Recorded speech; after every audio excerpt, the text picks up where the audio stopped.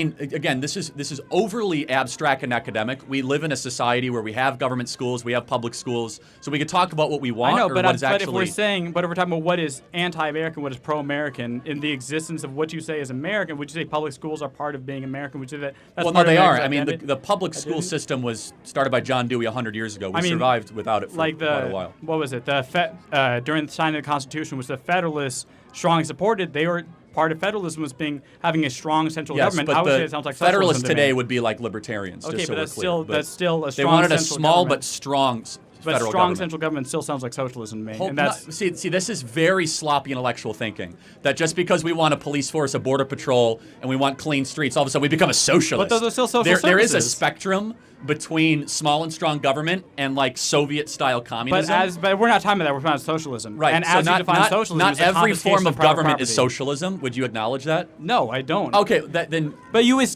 define at the that's beginning of this. intellectually lazy. No, you defined at the beginning of this as social. You and offered a definition. I've that offered more socialism was the nuance to that. confiscation I will of private say property. it is the unreasonable confiscation of. But what? How do we of wealth. quantify reason? That- what is unreasonable? That's up to the politics to do. I'd say anything above 10%. Okay, well, how do you define? So I above said 10%. 10%. Where I get it from the Bible. Makes sense. 10% Okay. of 10% of what you earn, 10% of what you have goes to either to tithe or to God or to some sort of taxation system. So just based Again, on that's the Bible, my position. We can your disagree position, on that. Okay, so your But- position is based only at 10%. At 11%, it's now socialism. It is socialism. No, I'm not saying it's socialism. It gets close. It gets further away from Then what it is. Where's I mean, the line? What is socialism?